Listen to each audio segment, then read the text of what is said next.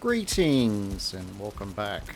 My name is Rudimentary Rob, and this is episode 3 of the second season of my Valheim series.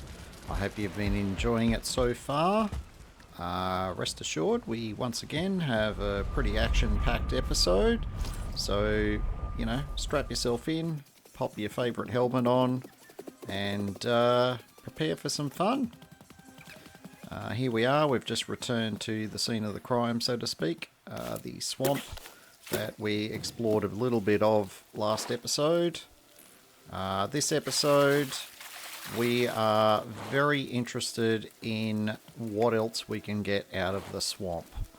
So, yeah, it's gonna be fun.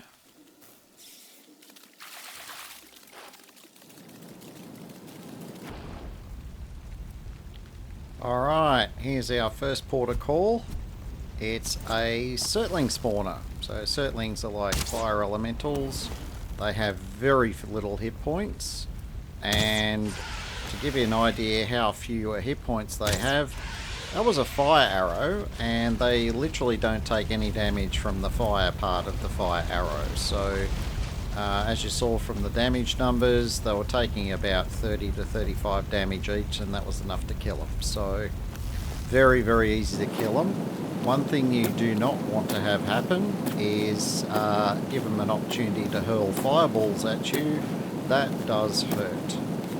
Now I'm just using my advanced tactic for clearing spawners from a long range. There was a skeleton spawner on the left. That was a Draugr spawner. And we have a Oozer over there. And all the while we've got a leech that's kind of nipping at our heels. But thanks to our Door Knocker Mark II, we're able to very comfortably take care of two of them in very quick succession.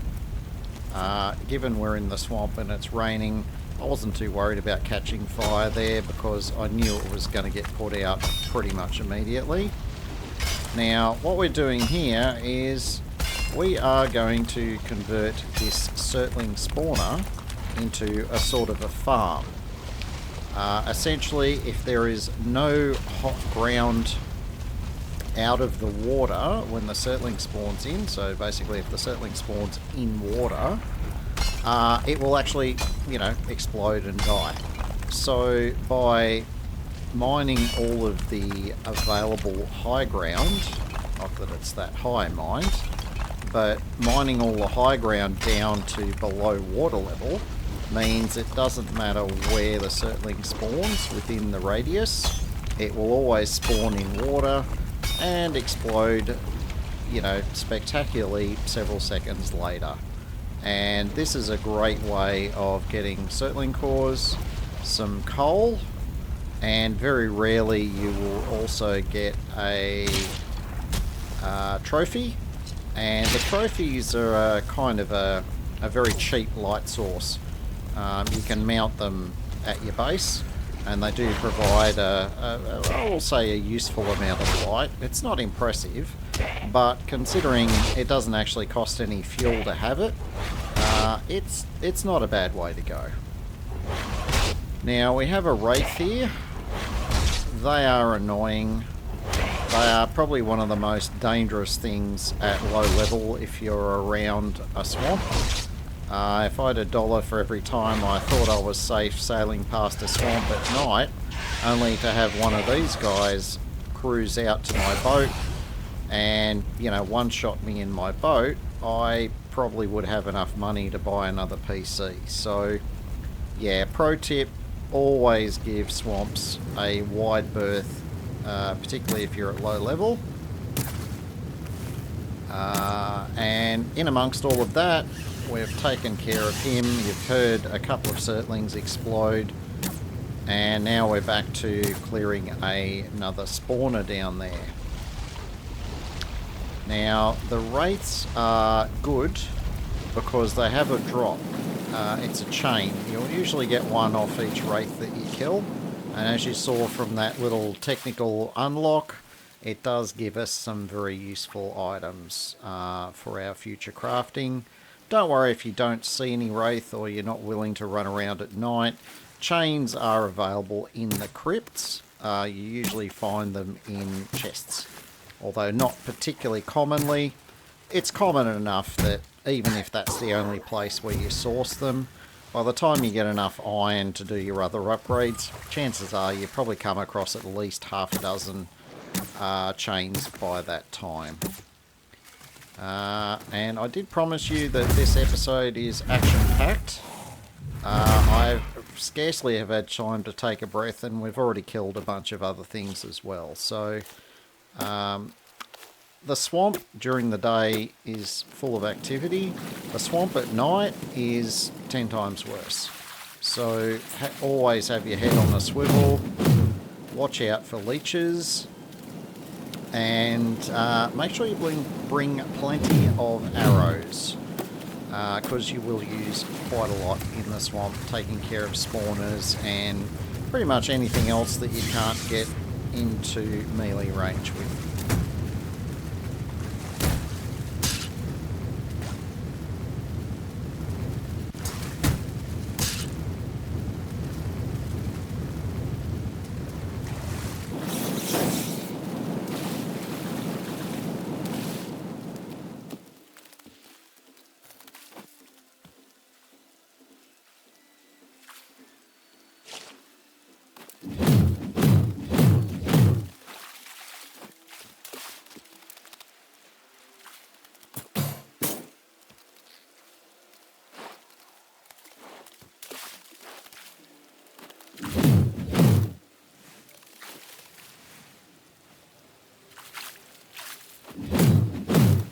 Alright, a couple of more leeches later, you can see there is a tree stump next to that crypt.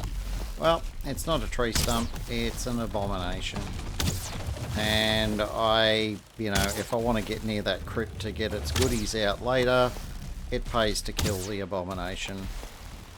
Now, I've got a bit on my plate with this one, so I'm not going to really, spoil this too much, but to expect this kind of action when you're out and about in the swamp is not an unrealistic expectation, okay? So, yeah. Maybe switch up to your extra strength helmet before you do too much more viewing of this particular fight.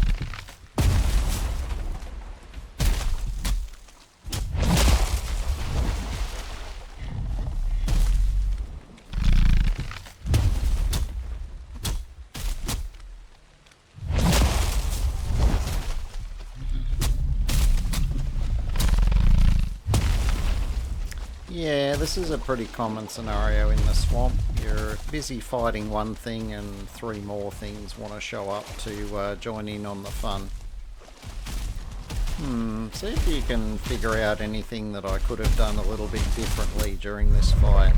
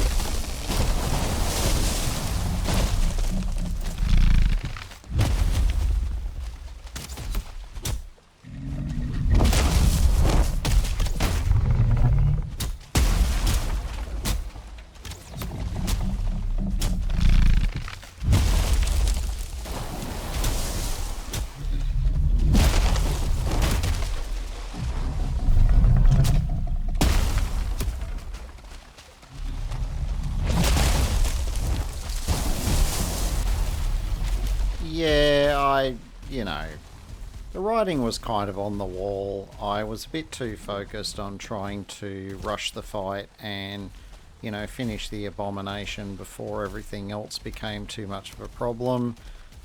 In my rush, I wasn't blocking as much as I should have been, and consequently, yeah, I just took one too many slams from the abomination and just got my health too low.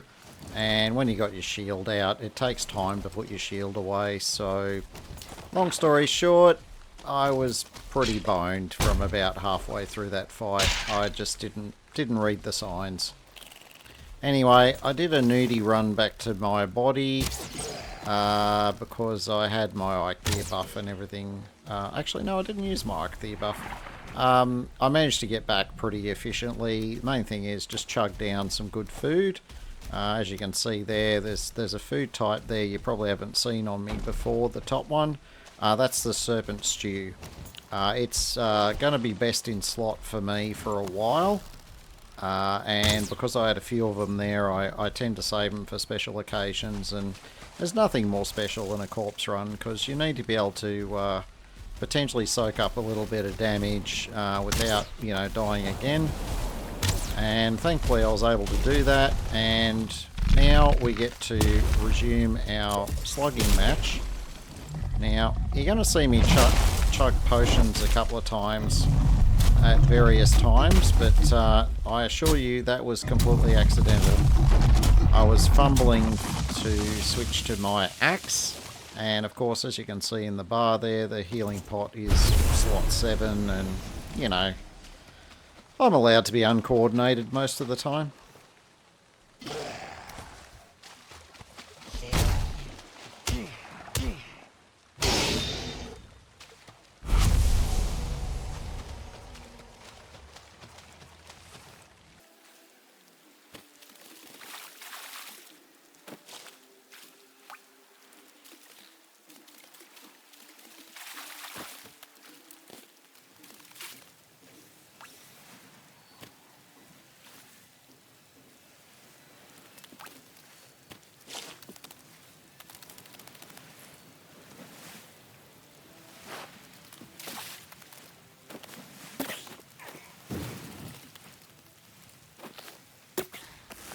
You're going to have to get used to killing Draugrs all the time in the swamp. They're just everywhere. When you've got other targets on you as well, it pays to try and line of sight the Draugrs a bit, because the arrows, if you can't block them, they do hurt, and the damage does stack up. We're going through here a bit more, and ooh, doesn't he look a bit different? Oh, okay, so he's an archer as well. Yeah, that's alright. Using our line of sight here. Ooh, okay, that hurt. Oh, hello. It's a 2-star Draugr. And they are freaking scary.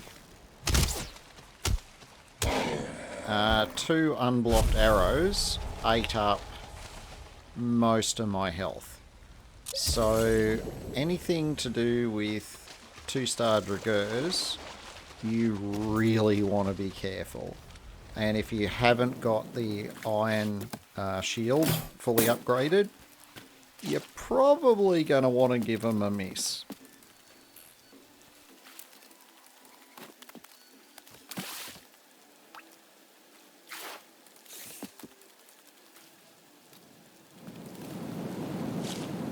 Alright, so we got another Surtling spawner.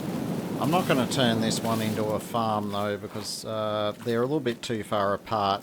They're not both active at the same time, so in terms of active spawning, because they kind of need to be within a radius of you to do that. So I just left that one alone, and as you can see, it had almost no high ground next to it anyway. So, and there's another one that exploded. Now, we're kind of creeping up on this tower, because these towers have Draugr spawners in them as well. And remember our lessons from the previous episode, where not just wailing on the Draugr, but we're doing it in a way that we're damaging the spawner at the same time. So that way the spawner dies, the Draugr dies, and we don't risk anything bigger and more horrible spawning in and ruining our day. Now, we're still searching. Specifically, the thing we're looking for is these. These are turnips. Specifically seed turnips, because you won't actually find actual turnips. You've got to farm the seeds to get actual turnips. But turnip seeds, I've been hunting for these for a while, and I was almost giving up hope of finding some in this swamp area, and then I found those two plants. Unfortunately, they appear to be the only two in this swamp, because I didn't actually find any others, but it is enough to get started with farming, and you will see me do that a bit later in the episode. Now, we're pretty chockers at this stage, and we don't really want to, you know, run any crypts or anything at this stage. But since I've already got guck on me and that one was easy to reach, I thought, yeah, I'll harvest that. And now, I initially thought I was kind of walking north, not east. And I was thinking this was part of the same forest, so I thought I'd try and navigate my way through it to rejoin the rest of it. And as you can see, plenty of locals to deal with, including a troll.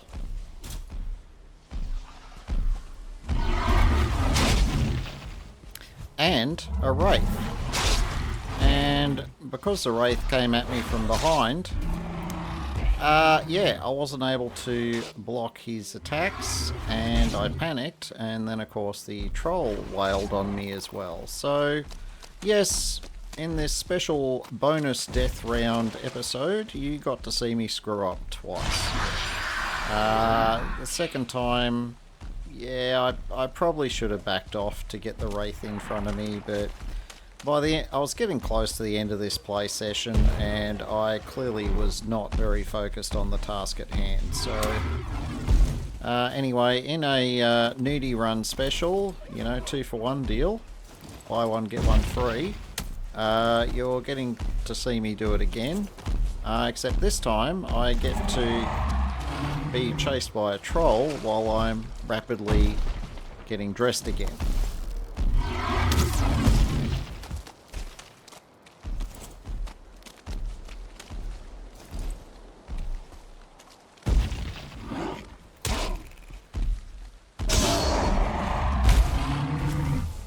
Now, you're going to see a bit of important information here. You'll notice the numbers from when I attack him are grey. And that was because trolls are resistant to blunt, but they're not resistant to slashing damage, which is why I switched out to my axe. The axe is hitting slightly harder, so I thought, yeah, why not?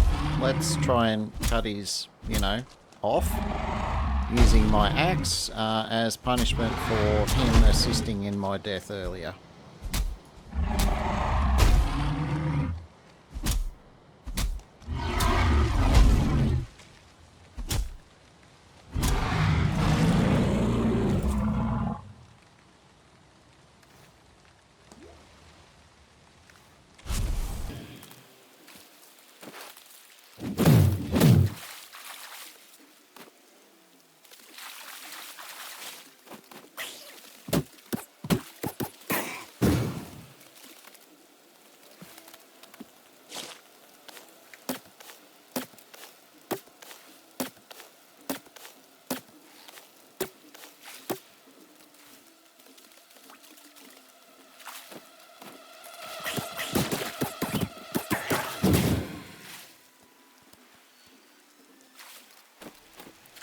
And just when you thought I'd killed enough leeches and enough trees by now, there's another abomination.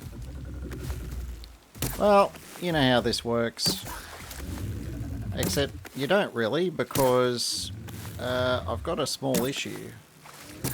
You're going to notice that I'm going to run out of fire arrows here in a minute, which makes dealing with abominations a little bit more difficult.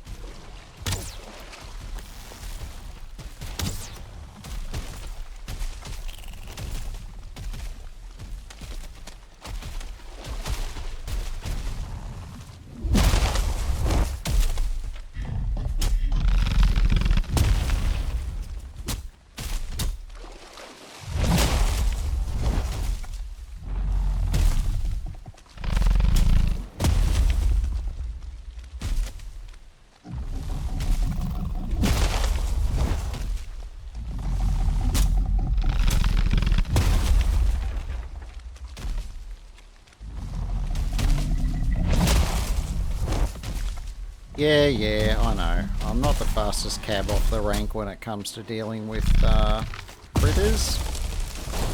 Although you're starting to see evidence that my brain is, you know, capable of thinking and breathing at the same time. The trick with these guys is you just focus one leg, and that way you don't have to worry about the other one. If you keep yourself off to the side where it can't get you, and then focus on the one leg, the attack gets telegraphed pretty well. You just need to block it or dodge it, and then, you know, get back in there swinging hard until you're left with a pile of dead tree. Simple.